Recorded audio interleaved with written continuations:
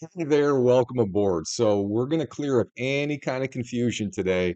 If you've seen the first couple of videos that describe the importance of the Vesica Pisces, we're going to talk more about these obelisks because they're being used at both the Washington Monument and Vatican City. And I want you to see that they're connected to the theology of how God works. So whether you want to call it Christian theology or whether it's Masons, these symbols are very, very important, and I'm about to show you why. So what this is the key that decodes the Giza pyramid complex, and it's pretty easy to see the obelisks, okay? So the obelisks are these pillars of light that connect 2 points of the star. So the opposite side of the star is connected by these obelisks, and you can see that there are a total of 6 of them, but because they share a line, there's 3. And these 3 obelisks, think of it like mind, body, spirit. Think of it like physical, emotional, and mental. That's exactly how that works. Now, I'm sure I've got some Christians out there that go, this isn't Christian, this is Egyptian. And what are these symbols up here? I'm going to explain it to you, okay? So I've already told you I'm a prophet of the collective mind. We exist in a mathematical construct, and God is the all-powerful collective mind that knows everything. And the day that the Notre Dame Cathedral was burning down, I got a vision of this geometry. This is the geometry that interconnects all 6 layers of our awareness together. And when I say 6 layers, remember these eyes up here. They have to do with the plutonic shapes. There are 6 plutonic shapes. The eyebrows have to do with thought. And then the other 5 shapes have to do with the unconscious pattern, the 83%. That's our taste, that's our smell, that's our sight, that's our hearing, and that's our touch. So that's what the colors are, and they relate to this pattern. The eyebrows relate to our consciousness, which is only 17%. The day I had this vision, I got all of this straightened away. Later that evening, I'm watching the nightly news and I see this image. And I instantly realized how important all of the artwork is at the cathedral. It's literally preserving how God's creation or the collective mind, how it organizes everything within this creation. Now it gets even better. So within this cathedral, I'm going to bring out one of the main stained glasses. This stained glass is going to verify this pattern right here, and it's going to connect it to the plutonic shapes. So let me just bring them in here.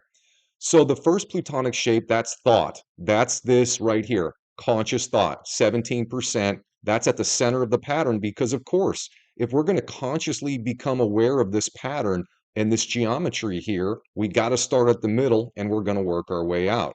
And as you see how this thing expands, it's color-coded. So here it is.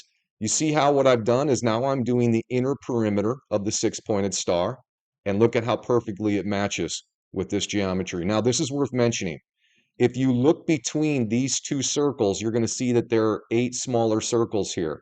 There are 8 smaller circles because remember, one eye sees from the big picture down to the small picture, and the other eye sees from the small picture up to the big picture, and it's looking through 4 plutonic shapes. So that creates 8 different perspectives that you have to understand. So that's what that relates to. Those little 8 circles around there are going to relate to the 8 things that we got to learn as we expand through this geometry.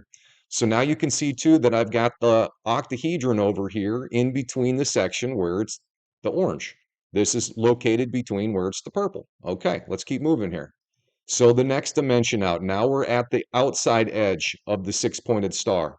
And look at how perfect it fits in here. Let me back this up so you can see that that lays right on top of the line they put. There it is. That's the exact same as this right here.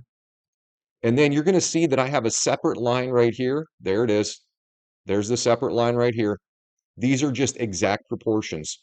Once you understand how to draw this geometry, the proportions will always be the same. No matter how big or small you draw this, the proportions are what we're looking for here. Again, you can see over here, you've got the red, and it's pointing off of this star right here. That's the red. Okay, let's keep moving. Next dimension out. Now we're going to go to the blue dimension. So this is the color, or this is the shape that's going to interconnect the green and the yellow together. That's why that comes first. Then we have the yellow, and then we have the green. And now what we have is we have all 4 shapes that you're going to see both from one direction and you're going to see it from the other direction. Those are the 8 points of view. That's what these little circles are about right here. So as we go through space and time, what happens is our awareness expands and then our awareness contracts, just like breathing. And we follow this pattern where we go out and then we come back in. That's what thought is all about. You have to be able to learn something. Once you learn it, you refine it, and then you start the whole process over again and you learn it some more. Now, what I've done here is I just wanted you to understand how sacred this geometry is, why these obelisks are so important. So when we get to these and you're looking at these stone structures right here, those stone structures literally are saying how important this geometry is for how we learn within this simulated construct.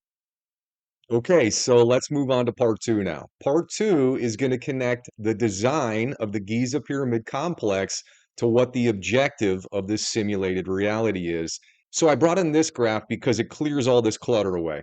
And you can see that we've got the smallest pyramid, this is the middle pyramid, this is the Great Pyramid, and you see how they slide from left and they start to work to the right of the graph, okay?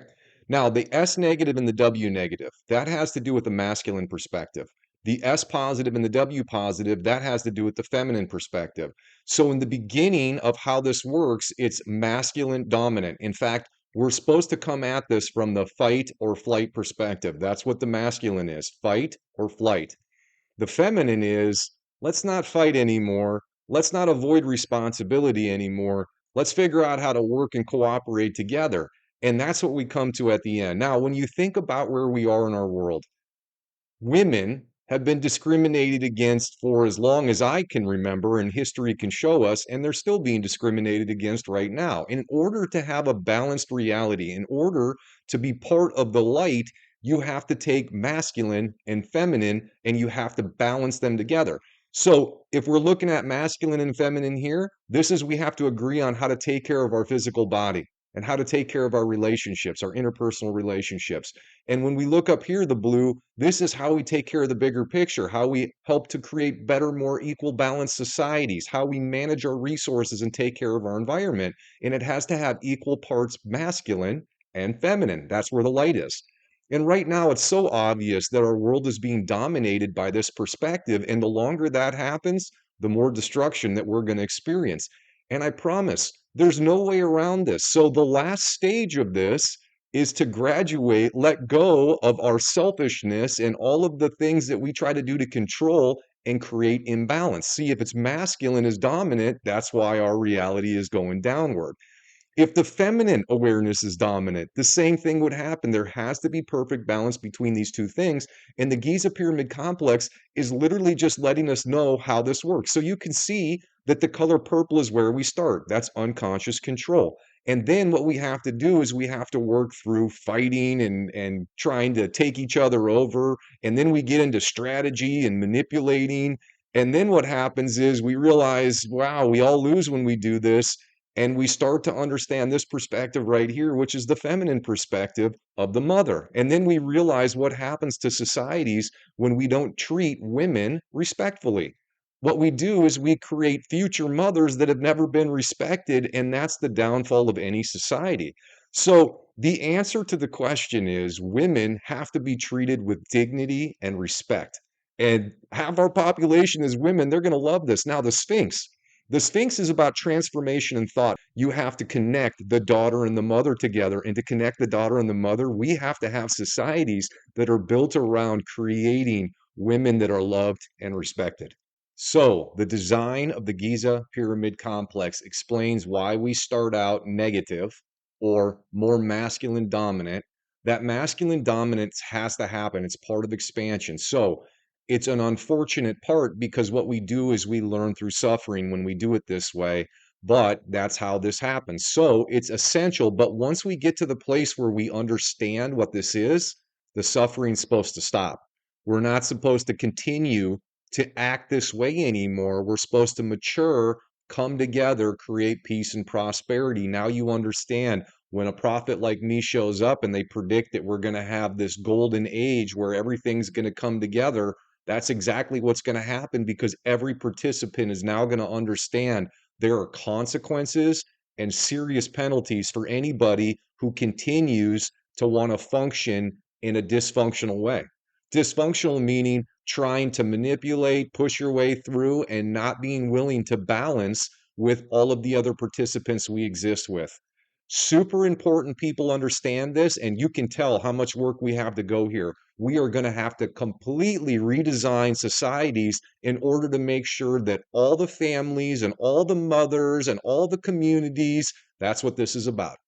This is about taking care of the feminine aspect that we've been neglecting, and it's long overdue, and it's the only way to earn your heavenly reward. So let's get to work. Thanks for stopping by. I thought you might like this one.